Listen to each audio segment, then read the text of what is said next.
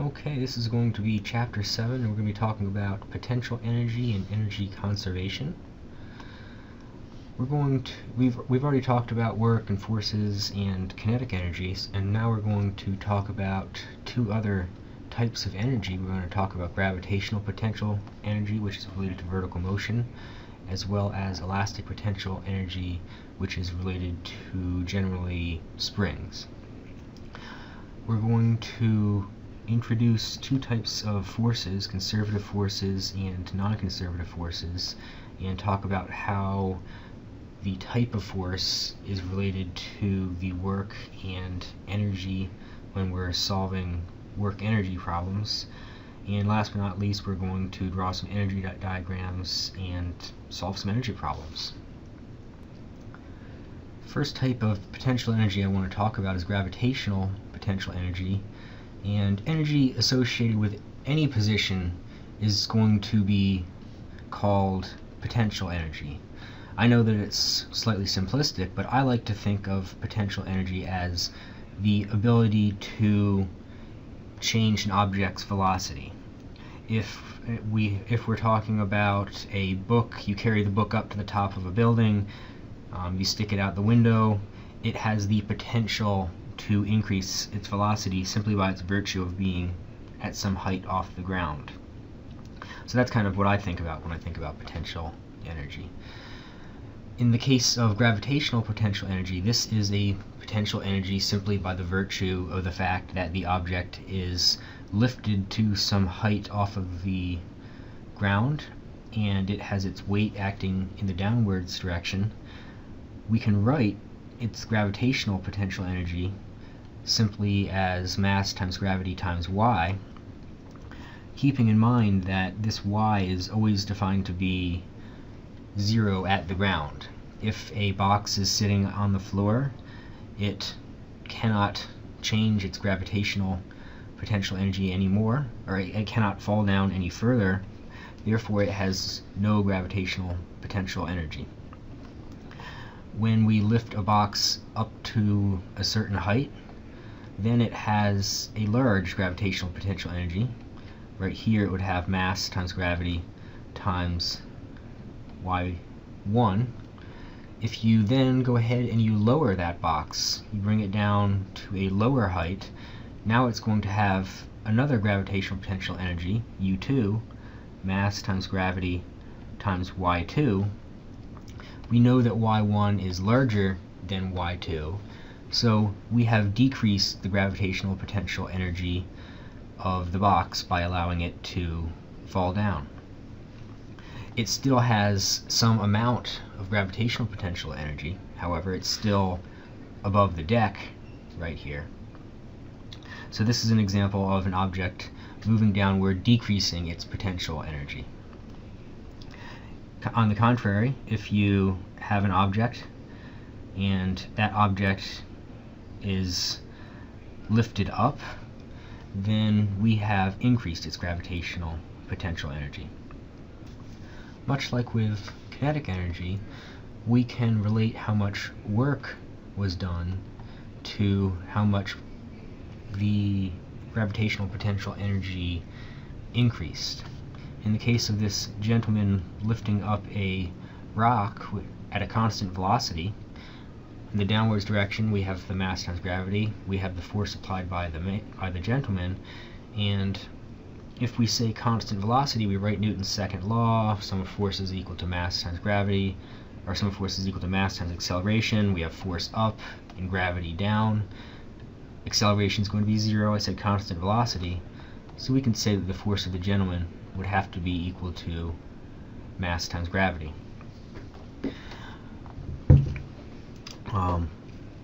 If we know how high he lifted this guy up, we could write how much work he did, which would be equal to his force multiplied by the displacement y.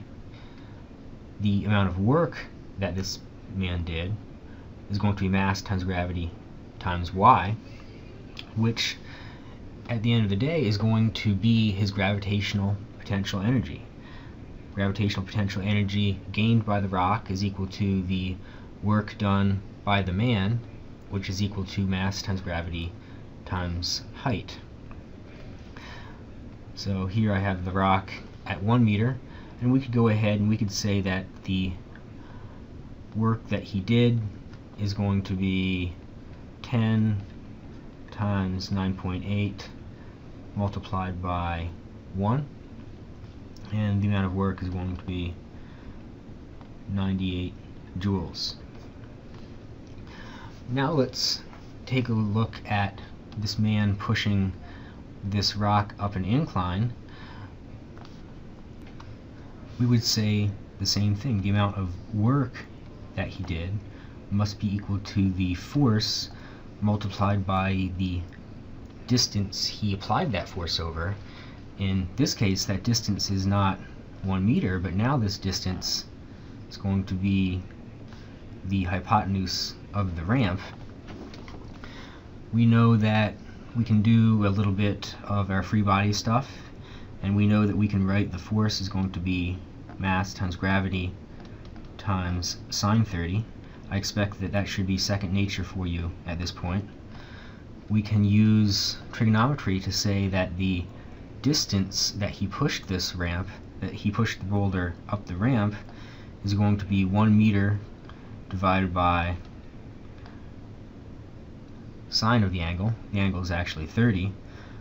So the work done by the gentleman is going to be mass times gravity times sine of 30 divided by sine of 30. That goes away, or the signs cancel out, and the work is simply going to be the mass of the rock, which is going to be 10. Gravity is going to be 9.8. And so at the end of the day, we're left with the work that he did is going to be 98 joules, and that makes sense. The work that he did is equal to the potential energy of the rock at the very tippy top, and whether he used a ramp or whether he lifted it straight up the stairs, at the end of the day, it's still got to have the same gravitational potential energy, mass times gravity times height. The interesting thing about using ramps is they're an excellent example of something called mechanical advantage, in which case we play games with this thing called force and this thing called distance.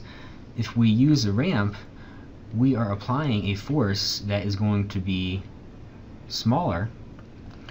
This force is much smaller than the force over here, the mass times gravity. However, this distance right here is 1 divided by the sine of 30.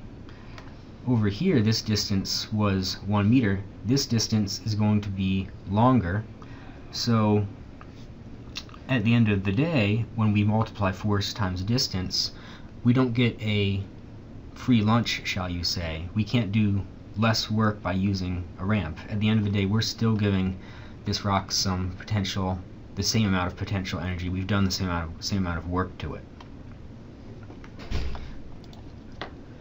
One of the key concepts of this chapter is going to be the conservation of mechanical energy. So I highly recommend you star this slide and make sure you understand this concept very well. If we write the total mechanical energy of a system to be the sum of its kinetic energy and its potential energy, we talked about kinetic energy in the last chapter, 1/2 mv squared, and here I'm writing potential energy. If we're just talking about the force of gravity, no external forces, no pushes, pulls, friction, anything like that, then this system is going to have this energy, which is going to be a conserved quantity. So again, throwing out the caveat that the only force acting on this system would be the force of gravity. We'll introduce non-conservative forces where this is not quite true in a couple of slides, but for right now, let's just say the only force is gravity. This energy must be conserved. It must be a single number. that single number is going to depend on how fast it's moving and how high that it is. But that single number will always be the same. If we want to consider the case of a long jumper, conservation of mechanical energy says that his energy right here at point 1 must be equal to his energy at point 2, which also must be equal to his energy at point 3. And if we consider him to be at the ground right here, all he has is kinetic energy. He has no potential energy. As the long jumper leaves the ground, he's starting to slow up, and he's slowing up, and he's slowing up, and he's slowing up. His kinetic energy is going down. His potential energy is going to increase. However, the sum of those guys must be the same. Now, at this point right here, he has a whole lot of potential energy, and he might have a little bit of forward kinetic energy, but let's just say not a whole lot. This sum, this energy 2, which is equal to that sum, must be equal to the energy at point 1. And then as the long jumper starts to fall down, he's losing his height. His potential energy is going to decrease. However, he's going faster and faster and faster as he falls. His kinetic energy is going to increase, and his energy at 3 must be equal to his energy at 2, which must also be equal to his energy at 1. It turns out that when forces other than gravity do work, we cannot say, as we did on the last slide, that the energy of the system is going to be equal to a constant, which is going to be equal to the sum of the potential plus the kinetic energy. And to think about that, let's consider this example right here, where I'm throwing a ball up in the air, and I'm going to define this to be my 0 point. y2 is equal to 0. At this point right here, I would say my gravitational potential energy must be 0. So what I do is I lower that ball down below my starting point. Since the ball is below my starting point, now I have negative gravitational potential energy, and in this entire slide here, this brownish colored box is going to be the total energy of the system, the sum of the kinetic plus the gravitational, and the ball is not moving, so this little brown box is also negative. It's the energy of the system. Now, when I throw that ball upwards, I am doing positive work to that ball. I know that my work is going to become kinetic energy. So if I throw that ball up and I release it right here at my 0 point, look what's happened to my brown energy box, or my brown energy bar. It's gone up. It's gone up quite a bit. I've done work to this ball. I've increased its kinetic energy. I've increased its total energy, and since I've given it a velocity, I've given it all kinetic energy. And at this point right here, I've already said the gravitational potential energy will be 0. I've defined that to be my 0 point. After the ball has left my hand, however, the only force acting on it is going to be the force due to gravity, and so the energy, the total mechanical energy of the system, must remain a constant. So this brown bar right here is going to be the same as that brown bar right there. It's going to have the same absolute number. As the ball gets higher and higher and higher and higher, it's going to slow down. It's going to have some speed upwards still at this point. It's still got some kinetic energy. We know that it's slower. So we know that the kinetic energy has gone down, but we also know that the gravitational potential energy has increased because it's higher up in the air. The sum of those two, the kinetic plus the potential, must be equal to the kinetic plus potential at the initial point. So make sure that you can understand this slide very well, because if you can understand this slide and the conservation of energy, where it's conserved and where it's not, then you'll be in good shape for the rest of this chapter. The nice thing about looking at work and energy along a curved path using gravitational potential energy is it can be really complicated along a curved path, but it doesn't have to be when we're talking about it in terms of energy rather than forces. So my box can take some weird funky path right here, it can do a loop-de-loop, or it can do anything that it wants.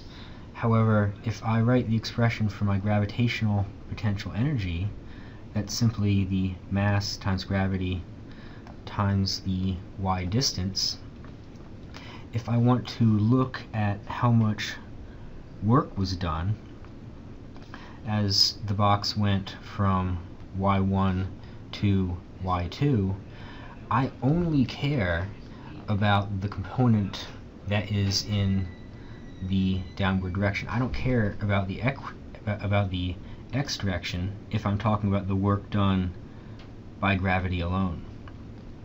So in this case right here, the box was at some height, mass times gravity times y1, and it ended at the other height right there, mass times gravity times y2. The work done by gravity is simply the difference in those two heights, and it doesn't depend at all on the path that I took.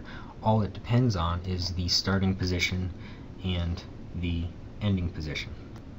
A neat example to apply our conservation of mechanical energy is to consider a skater going down a half pipe, assuming that there's another half of the pipe over here, so really we're looking just at a quarter pipe.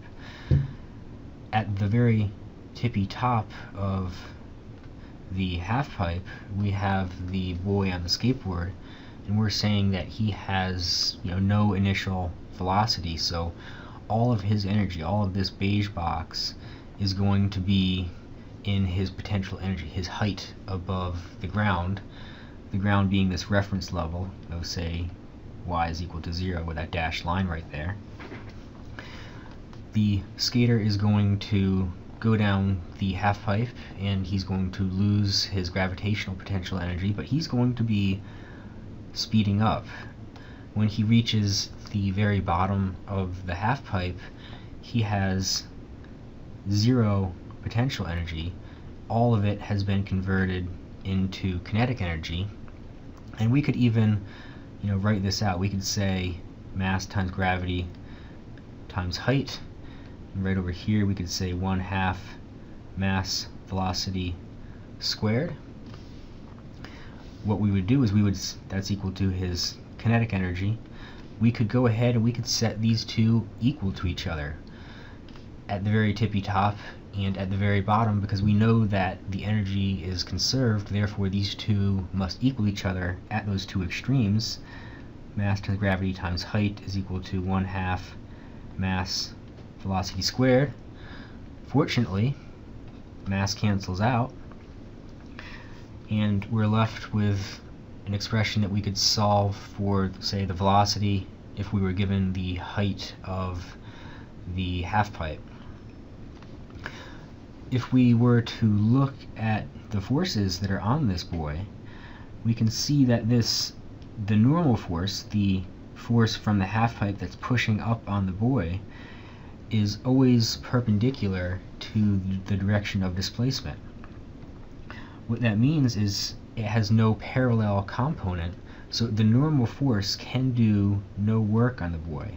The only thing that does work on this boy is going to be gravity. That has some component in the direction of his displacement, which you can kind of see is going to go kind of in that direction right there throughout the half-pipe. If we add friction to this process, we can no longer say that the potential energy at the top is going to be equal to the kinetic energy at the bottom, because gravity is now not the only force acting on this guy. Now we have this little bugger called friction. If we were to draw the forces that are on this boy, we still have the weight in the downwards direction, we still have the normal force.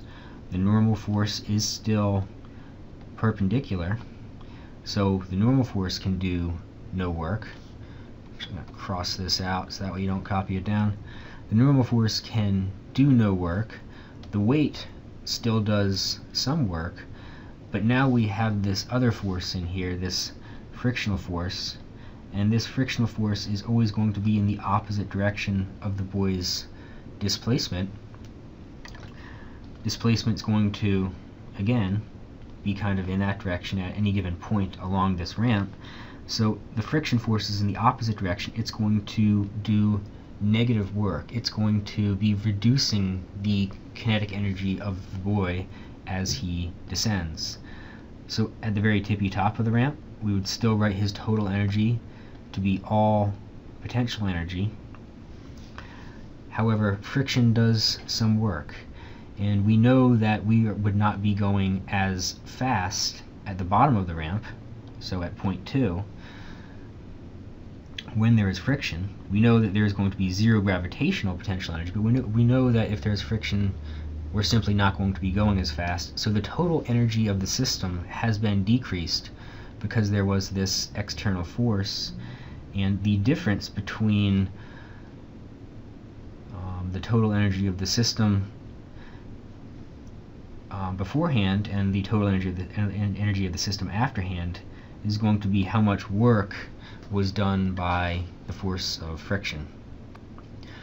Just another example where we have friction, so not all the forces that are acting in this problem would be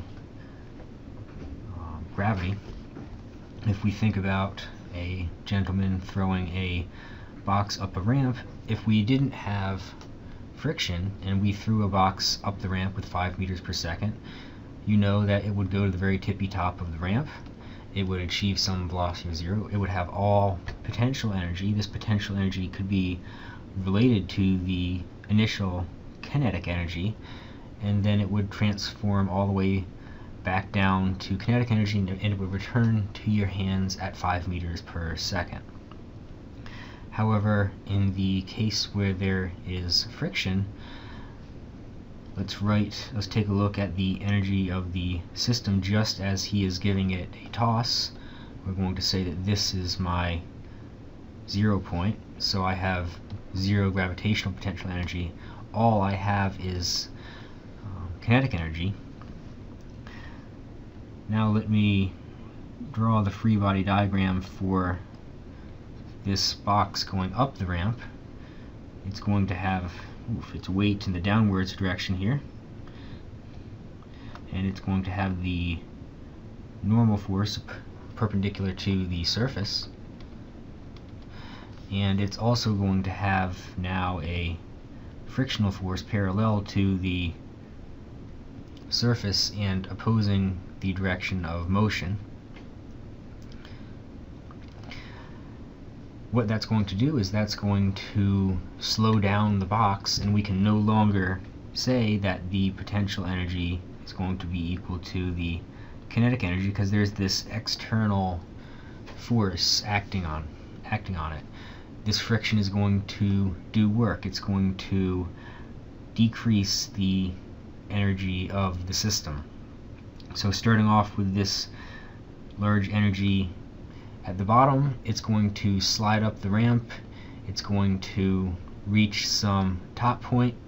At that top point, all it has is gravitational potential energy, but the gravitational potential energy has been decreased from or it is not equal to the energy of the system when it was all kinetic.